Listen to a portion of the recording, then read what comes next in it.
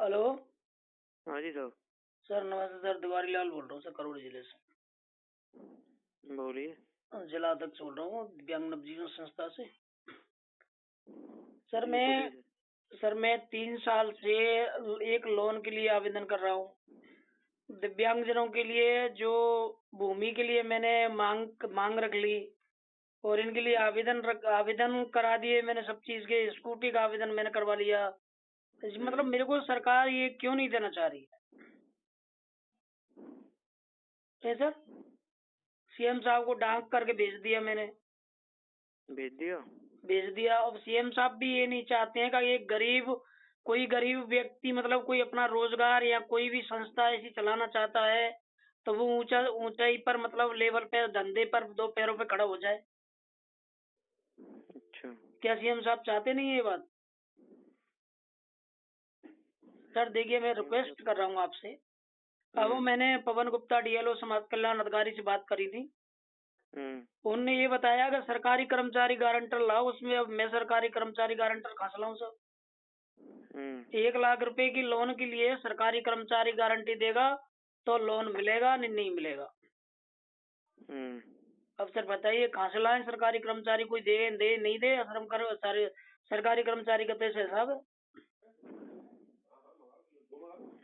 3 साल से आवेदन कर रहा हूँ सर मैं। और सीएम साहब को 13 तारीख को डाक करी है मैंने। अब ये 13 तारीख निकल गई, उसमें मैंने डाक करी है। मैंने तीनों बार के आवेदन मैंने सीएम साहब को डाक द्वारा भेज दिए।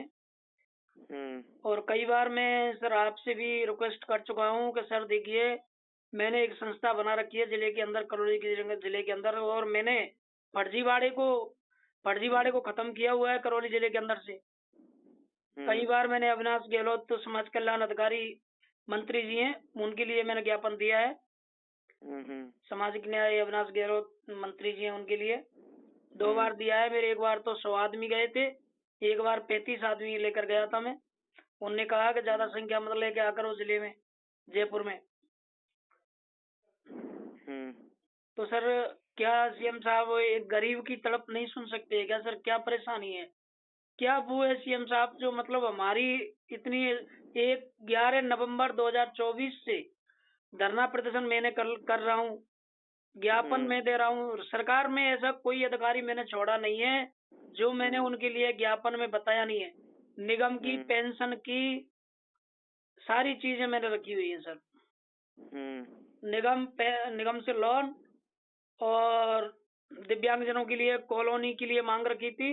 दिव्यांगजनों के लिए ब्रांच, जो दिव्यांग नवजीवन संस्था है, ब्रांच बनाने के लिए मांग रखी थी मैंने। कोई भी मांग, ये जारी मांगों में कोई भी मांग अभी तक मेरी 1 साल में पूरी नहीं करी सर। अच्छा सर प्लीज कुछ कीजिए, क्योंकि हमारे लिए मतलब हम तो सीएम साहब से आस लगा रहे हैं। सभी चीजों को सीएम साहब के नाम ज्ञापन दिए हमने पूरे। 4 बार हम भरतपुर पहुंचे थे जन सुनवाई में। मैं पूरा धरना प्रदर्शन लेके 4 बार जन सुनवाई में पहुंचा था। भरतपुर सीएम साहब के निवास पर पहुंचा था। विधायक साहब है, उनके लिए भी दिया है मैंने। बालोती के लिए 2 बार दे दिया, 2 बार दर्शन सिंह के लिए दे दिया, विधायक के लिए। ठीक है। तो सर क्या क्या ऐसी विशेषणा हो सकती है तो साहब हमारी सुनवाई नहीं कर रहे हैं? वैसे तो सर रोजीना फेसबुक पर देख रहे हैं, वैसे तो दिव्यांगजनों के लिए सभी चीजों की सुविधा कर रहे हैं। वे फोन वैसे ही झूठ बोल रहे हैं कि मतलब हकीकत में कर रहे हैं। एक साल है सर। ऐसा तो कुछ नहीं। मैं पहुंचाते हैं, आपका मैसेज पहुंचाते हैं सर ऐसे ही उसने तुमने एक महीने पहले किया था ऐसे ही। क्या?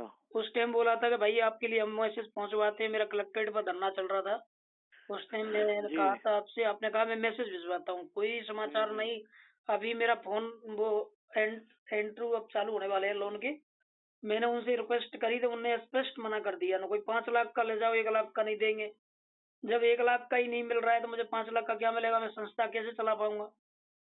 सही है। मैं संस्था में कुछ दिव्यांगजनों को जोड़ के नहीं, उसी में मैं रोजगार देना चाहता हूँ उन लोगों के लिए।